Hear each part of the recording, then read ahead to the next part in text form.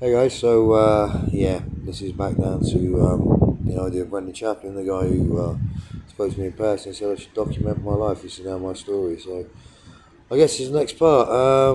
What do I say? Finished with first week back in the training 5 days a week. Nowhere near the weights they should be. It's interesting, though, isn't it? Everyone keeps saying they've noticed this cool. Your weights just seem to drop, Chris. Why is that? They shouldn't do. I'm eating. I'm training. I never lose my strength, which certain people do know about me. It's interesting, isn't it? I mean, I've already explained how it's working, how it's happened, and how sadistic it is. Technology is one of those things nowadays. It's all been looked at in the country. What else can I say?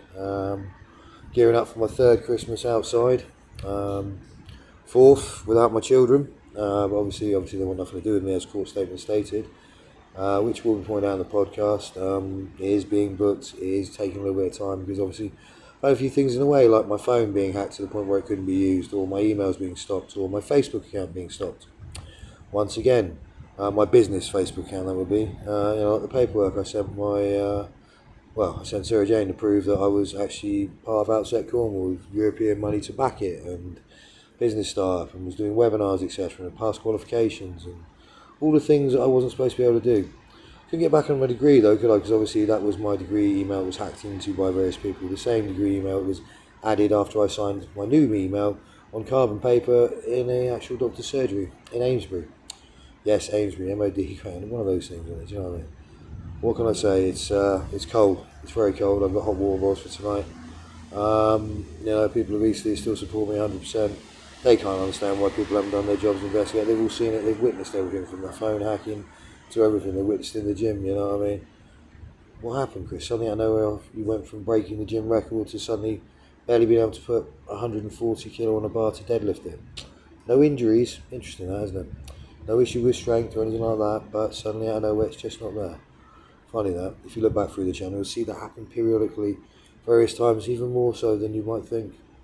One day I can lift 50 kilo dumbbells, the next day I can barely lift 24 kilo dumbbells for sets. It's interesting how that works, isn't it? It's all been witnessed. Everyone knows how strong I am. It doesn't matter what bodyweight I am. I always increase my strength weekly, daily. It always happens. It always has done. Because of my mindset and the way I train. My work ethic I was taught from head of a powerlifting club. Same work ethic I've had all my life. The same I did with my degree work that I couldn't finish because of all the harassment. Which the university are aware of. There are documented emails from the university, etc., which I have proof on, and all the rest of it. But still, none of this happened.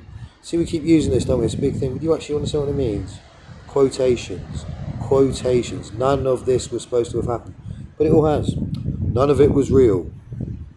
No, I made it all up. Yeah, well, I didn't, did I? And that's the point you can't get away from. But what you did do, Sarah Jane, is take our children away with people who are involved in drugs. I didn't. What you did do is have our children get involved with criminals. I didn't. What you have done is lie, cheat, and use the most disgusting, lies in court statements, etc., that you could. I didn't. I didn't make any of our friends sign any ridiculous court statements because I didn't believe it was fair. You made them sign such, rubbish, it's unbelievable. It's not even fit to be used as toilet paper, it's that crap. And that's the funniest bit about it. So yes, it's all going to come out in the podcast, there will be many parts. The first part will be all about MI5 and why I didn't go there. Legitimately, the whole reasons. Not just the little bits, you've heard snippets here, snippets there. People in Easton now know the exact reason why I didn't go. Like, oh my God, how could you, that makes sense, Chris, oh my God. No father or husband would leave their family and go and do that. Important point. No father or husband would leave their family and go and do that. Especially what was happening to your family, including fire being set to our home with my wife and children asleep, which would be attempted murder. But it's funny, it's a grey area for this happening. Potential arrest and offender, never happened. Nothing's been done. Nothing. Good luck with my investigation. Oh, it's a bit above my pay grade.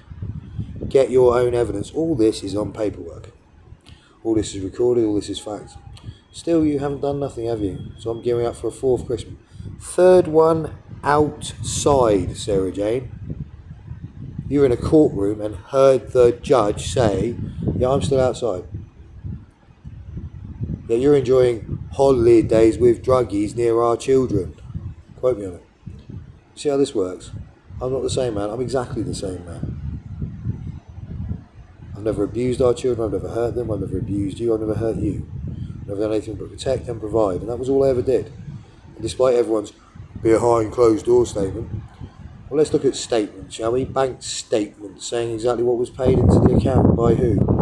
If you look at everything else that happened, oh, you were controlled and coerced. What? Because I once said, I don't agree with Mummy going to this party, drugs at this party, Mummy doesn't do it. And then what was it? The social service said, well, yeah, she's told us about this. So you were told to drive under the influence of drugs, and it was all right to endanger children's lives and recklessly endanger the public and yourself. And that's not me safeguarding you, is it?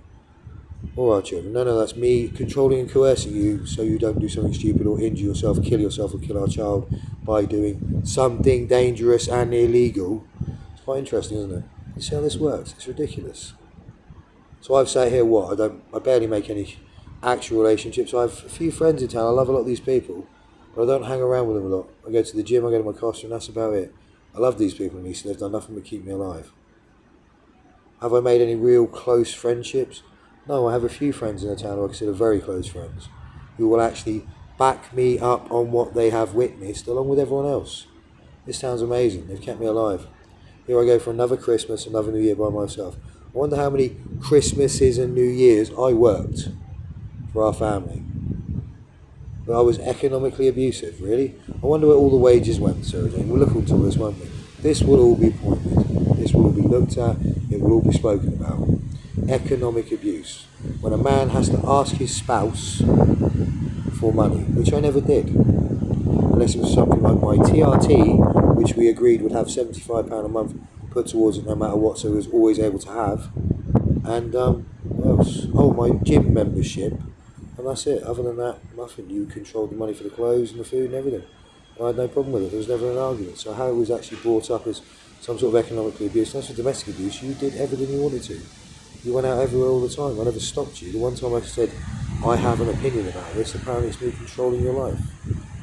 But we'll see what the country and the world think about this on the podcast, won't we?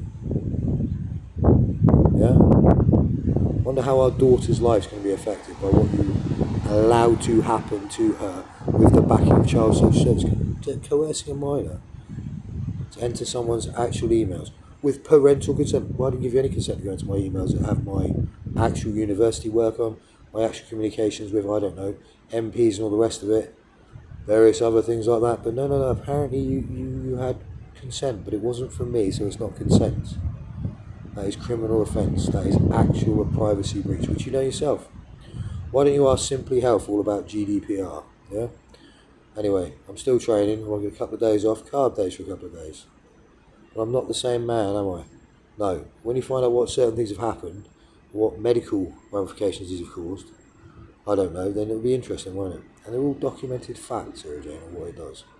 So we'll see you soon. Does it sound cryptic to Sarah Jane and her little minions? It doesn't, does it, Sarah Jane? That's the important point you want to remember when this comes out in the media. See you soon. Bye.